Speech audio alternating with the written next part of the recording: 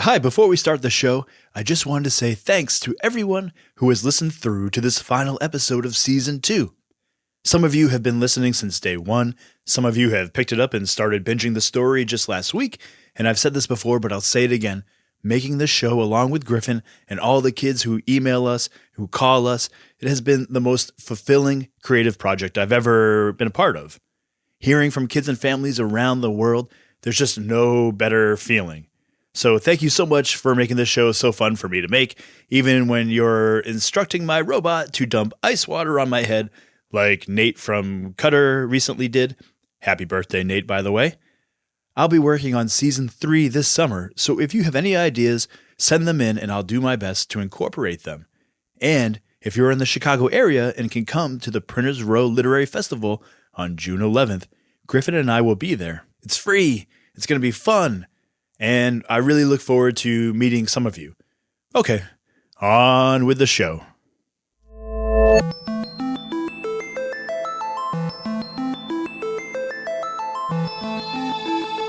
Hi, I'm Jonathan Messenger, and welcome to the Alien Adventures of Finn Caspian. Bebop, this is it. The end of the road. The last episode of Season 2. Although we've come to the end of the road, Oh no, more singing? still I have another show. It's called Bebop Tales. It has fire trails. Wait a second, hold on. Is this a spoiler? Fire trails? What does that even mean? Oh, would you like me to put it in a form you can better understand, Jonathan? Sure, whatever that is. It goes a little something like this. Bebop tales, getting chased by evil toys and fire trails. Bebop tales, bebop tales, Bebop tales. Jonathan, please don't sing over my vocals. I'm sorry, you're right. Well, I don't know about evil toys and fire trails, and that didn't really clarify anything, but it sounds exciting to me. But first, we have to hear what happened to Finn. If you remember what happened in the last episode, our hero had been blasted away up in the sky, holding only a small trumpet alien, and there was no one there to help him.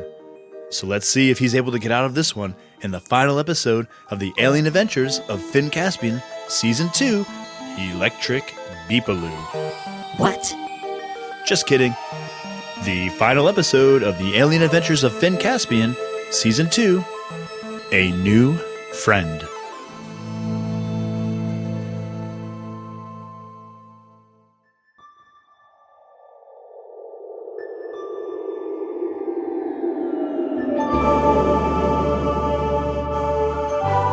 Finn's stomach sank, and then he sank. He began falling hard and fast back to the ground. There was nothing he could do. He held on to the trumpet alien, and he heard it making a little noise. Come on, squeeze me. It said. I can't do this by myself.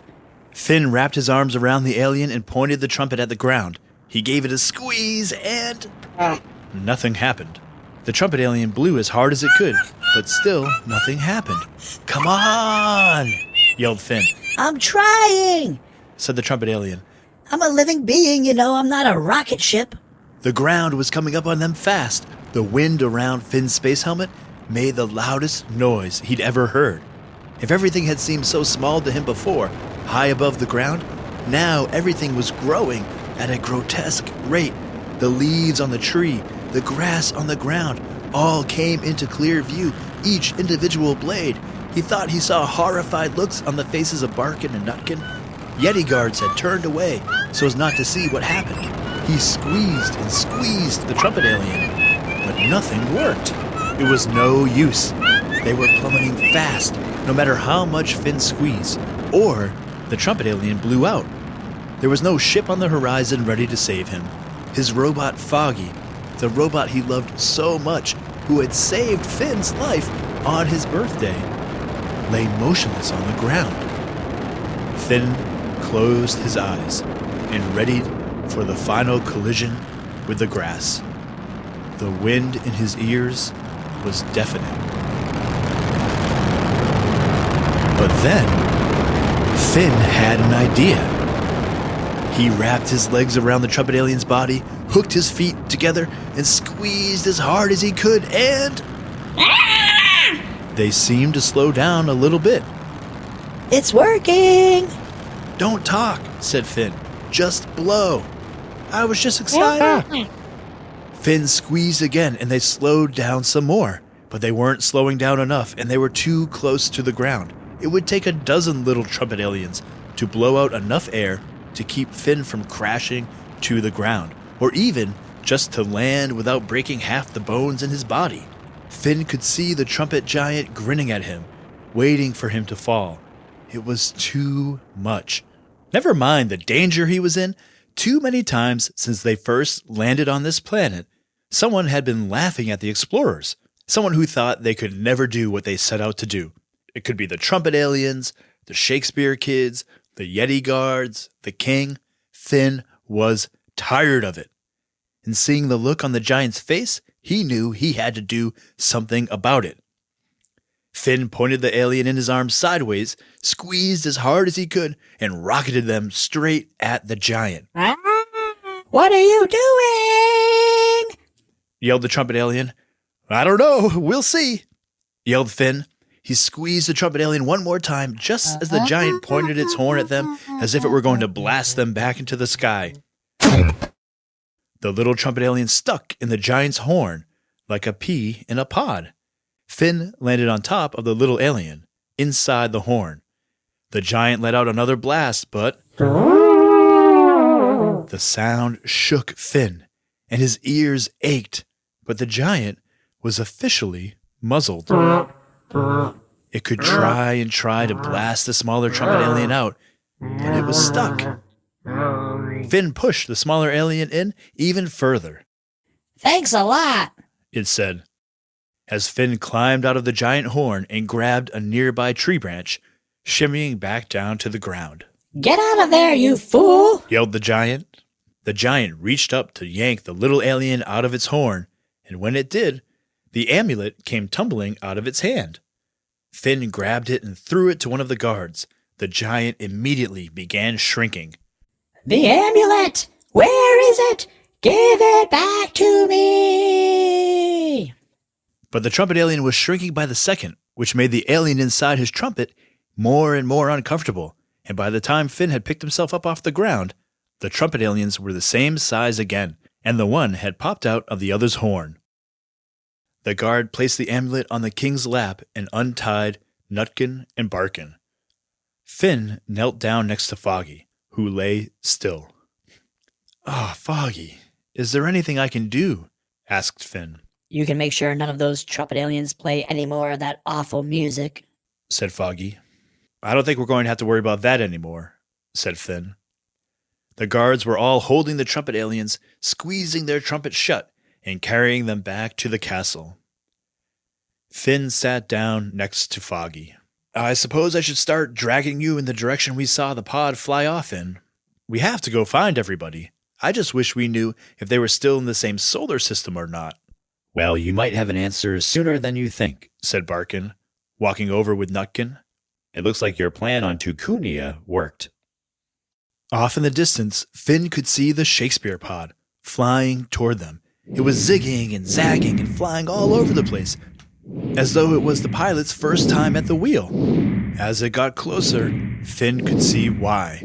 One of the Yeti guards had the ship's controls in its arms and fear in its eyes as it tried to land the pod gracefully. That didn't happen. The hatch opened and out came the other furball alien who had been with Barkin on Tucunia, another Yeti guard, along with Cymbeline, Romy, and Beth.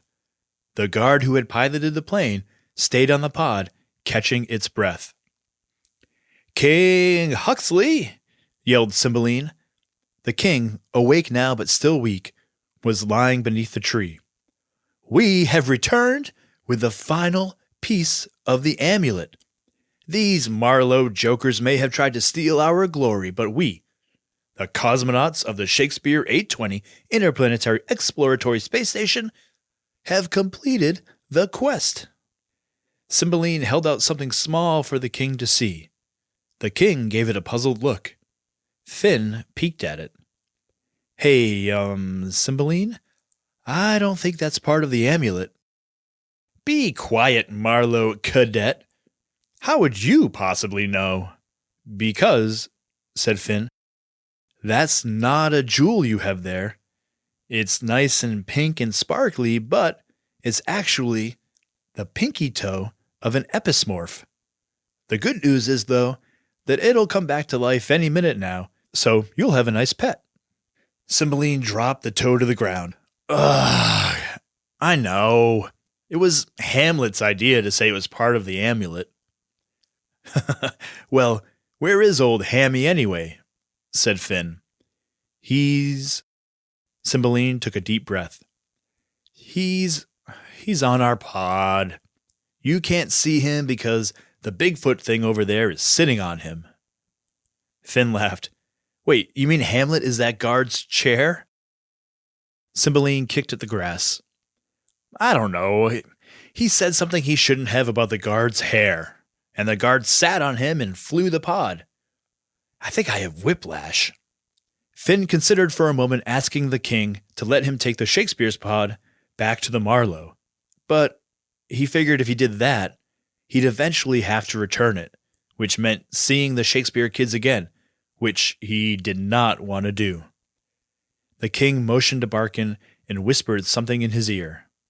The king would like to ask your forgiveness, Finn, said Barkin. He says he would never have done such things had he been healthier and not subject to the control of those creatures. You don't need to ask forgiveness, but I forgive you anyways, said Finn. But what I really need to ask you is if I may borrow one of your rocket sleds. I'd like to load my friend Foggy onto it and then go search for my friends. Finn dragged Foggy onto the sled, and it wasn't long before they were airborne. And not long at all that Finn found the Explorer pod, with everyone inside of it zooming toward the planet. There were 3 more pods behind it from the Marlowe, a rescue party. They all looked shocked to see Finn zooming straight at them and then past them, the first one to make it home. Everyone on the Marlowe gathered in the Great Hall, and while Foggy and Voltronics were getting repaired, Finn, Vale, Elias, Abigail, and Paige took turns telling everyone what had happened, and Robo-Cloco was enjoying being checked out by all the engineers. Captain Caspian told them about how the Marlowe had recovered its systems after some time, but they had picked up signals from Voltronics, from Paige, and from the Explorer pod, and they couldn't determine what was happening. The signals were coming from across the galaxy. The adults were astonished that the troop had split up and yet somehow had come through in one piece. Finn's mother hugged Finn and Paige and addressed the rest of the crew. It is remarkable what these young cosmonauts have achieved, and how they have relied on each other's strengths and faith that they will never let each other down to accomplish such amazing feats. I think we, the adults aboard the Marlowe, could learn a thing or two from their example. Finn shrugged. Actually, just for the record, said Vale, we did work together and everything, but the ice planet, that was all me. These guys were literally statues. I did all the exciting stuff. Finn's mother smiled and shook her head. Well, I hope, Vale, that you can handle a little more excitement, because today isn't just a reunion when our troop and our families are back together. It is a day of great celebration. At first, Finn didn't know what his mother was talking about, but then it dawned on him. He smiled and looked at Abigail, who didn't know what was going on. Abigail, said Captain Caspian, would you like to step forward, please? I believe in all the excitement you've forgotten, but we have not. Today is your 8th birthday!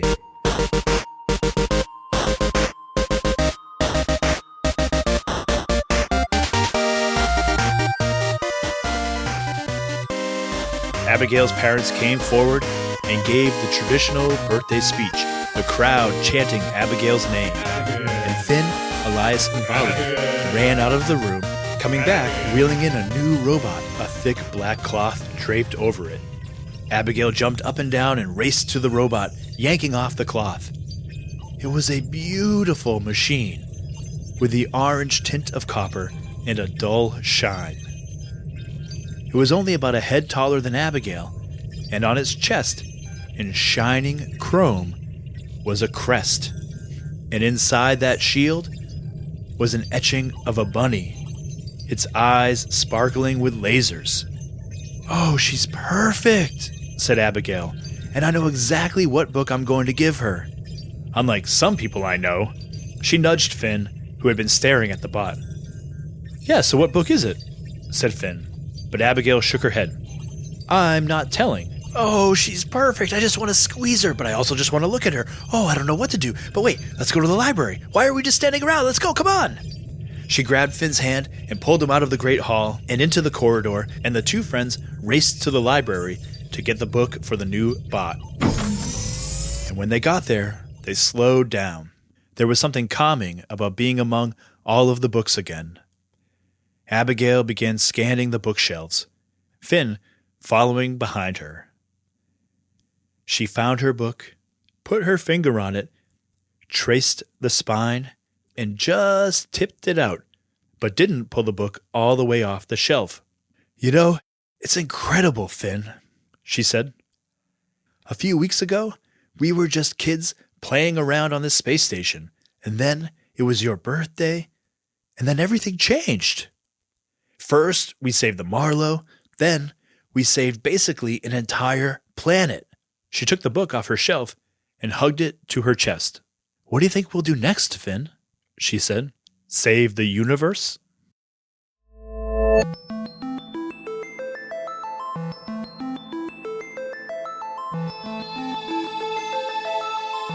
Okay, for the last time in Season 2, I am with my friend, son, and editor, Griffin Messenger.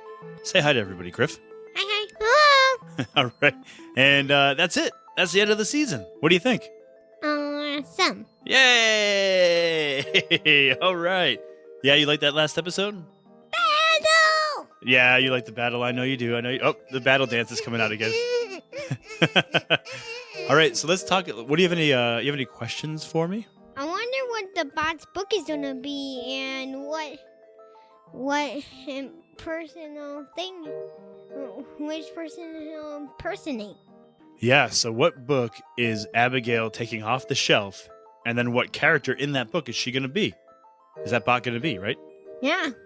Did you like the crest on the robot's chest? Yeah. The laser bunny crest. Yeah. That's perfect for Abigail, right? Yep. All right, so if you had to choose a book right now for Abigail's or for your own robot, what book would you choose? Ninjago. Ninjago, okay. And which character in Ninjago would you be? Or would your robot be? I kind of want it to be Kai. Kai, okay. All right. Very cool. All right, so that's kind of the big cliffhanger. So actually, there's kind of two big cliffhangers. One, what is the book that Abigail's going to put in her robot? And who's the robot gonna be? Right, but at the end, what did she say to Finn? What's next? Are we going to save the universe? Do you think that the Alien Adventures of Finn Caspian, they're going to save the universe next season? Yeah. And then they'll save and the whole entire space. I'm also gonna be starting a club called How to Hear an Alien. A new club. We got Griffin's Sound Club, and now we're going to have the How to Hear an Alien Club? Yep. All right. Do you want to talk about that now? I can give you a little preview. Okay. What's it? Like, it's about how to recognize alien sounds. Oh, so you could actually like discover an alien or find an alien based on the sound that it makes? Yep. Okay. Sounds exciting. Yep. All right, great. All right, so shall we do art? One more thing to talk about. Oh, what's that? You may not notice this, but how the trumpet alien talked about bunts. Oh, yeah, you're right. Right. So do you have a question about that? I think there might be a league of bad guys that would want to destroy or take over the Marlow. In other words, they're in cahoots. What's cahoots? All right. Well, yeah, maybe season 3 will clear that up, right? Mm-hmm. Okay. All right, let's do some art. Big time. Okay, we have a whole lot of art to discuss.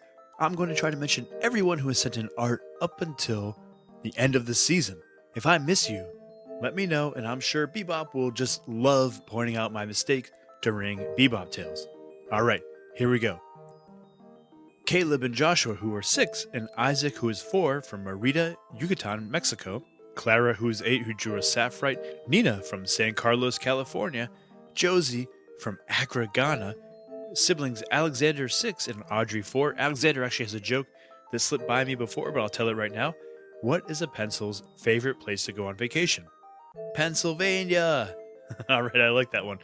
Edie, who is 6.5, from Maryland. Luca, who is 7, from Osprey, Florida, who got a little help from his brother Jonah. Eli, who is 7, from Newaygo, Michigan. He also sent in a joke that I don't really think I can tell and have it clear to the listener. So go to Instagram.com/FinnCaspian and you can see that joke. It's a really great one. It's worth it. Trust me. Miles, who is 5, drew us a cool robot. 5-year-old Ben from New York City drew himself with Bebop. Ezra from New York drew a picture of Baron von Messingham. Sisters B and Cecilia, ages 3 and 4, from Athens, Georgia. 2nd grader Jack Butler from Northern Ireland. Jacob from Dunsville, Ontario. We got his comics up on the site now, so check those out at finncaspian.com. Esme, who is 10, and Gigi, who is 9, from Traverse City, Michigan. Noah, who is 8, from Grand Rapids, Michigan. John Paul, who sent an awesome dragon drawing. Liesel, who is 9, and Cooper, who is 7, from Fort Riley, Kansas. 7-year-old Aiden from Alabama. Nora and Henry from Bellevue, Washington, and hi to their sister Claire. Maya, who is 5, from Sydney, Australia. Hazel, who is 6. John, who is 7, from Santa Paula, California. Elijah, who is 6, from Los Angeles. Claire, who is 7, from Thailand. Isaac from Alexandria, Minnesota. Quinn from Chicago. Sisters Amelia and Sophia. Siblings Alina, who is 12, and Axel, who is 10. Liliana, who is 6. Tristan, who is 4, and Fabian, who is 2, from Turlock, California. Mateo from Boulder, Colorado. Caden, who is 6, from Glen Burnie, Maryland. Vanier, who is 6, from Montreal. Finn, who is 9, from Canberra, Australia. Theo from Alameda, California. Eamon, who is 8, from Newport News, Virginia. And then Oliver, who is 5, and 5-year-old Elijah as well. Thank you all so much for all the art you have sent in. Bebop is chowing down on it. I think it's enough to get him through the first couple of weeks of Bebop Tales, but he's a hungry robot, so feel free to keep sending in art while we're on break. All right, great. And now it is time for jokes. Our first joke is from Mayim from Chapel Hill, North Carolina, and her sister Eliora told a joke in episode 14, and I forgot to put Mayim's jokes with hers. So here's Mayim. Hi, I'm Mayim, and I'm 6 years old. How do space rocks hold up their pants? With an asteroid belt. How do you tie 2 stars together? With astronauts. What did the astronaut call his 12-month diet? A light year.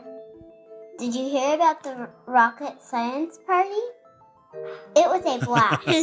That was awesome. Thank you so much to Mayim for those jokes. And now we have another sibling team. This is Simon. Simon's going to tell you a couple of jokes. And Right? we actually know Simon from Spiderwood Chronicles. Yeah, this is a different Simon, I think. This is Simon Lawrence from Corbeil, Canada, and I have 2 jokes. Joke number 1. What do aliens eat out of at their tea parties? Flying saucers. Joke number 2. What do you get when you throw an orange? A UFO. Unidentified flying orange. All right, great. And now here's his brother, Sebastian. Introducing Sebastian Lawrence.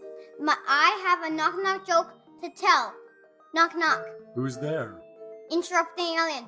Interrupting alien. This is my second joke. Knock, knock. Who's there? The moon. The moon who? Are you a cow or what?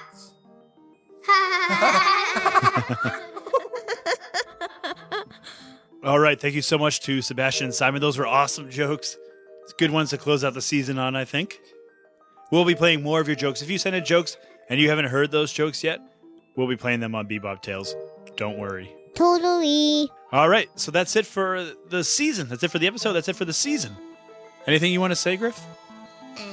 Enjoy Bebop Tales and my special club. Thanks for listening, and hope everyone has a nice summer. That's right. All right, that's very nice of you, Griff. All right, buddy. All right, thanks so much for doing this second season with me, Griff. It was a lot of fun. Yep. All right. You want to say goodbye to everybody? Bye-bye. Bye. Bye, everybody.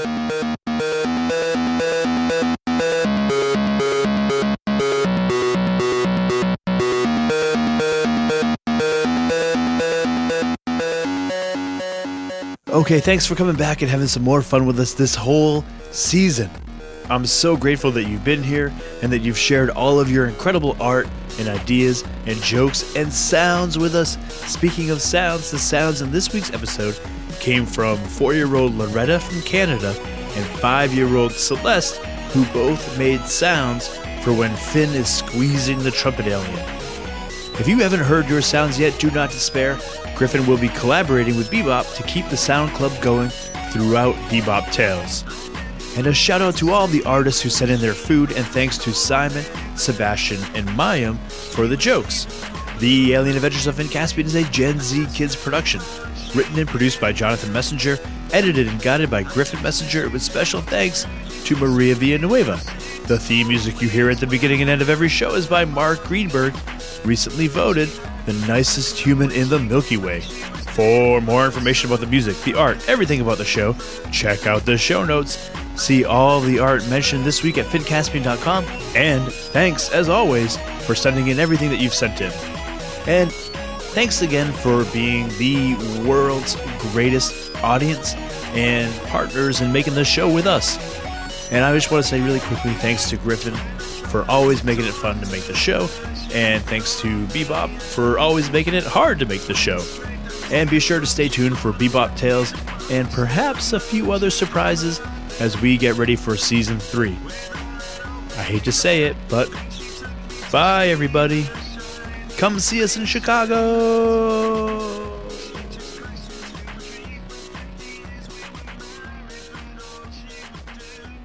And now the show begins.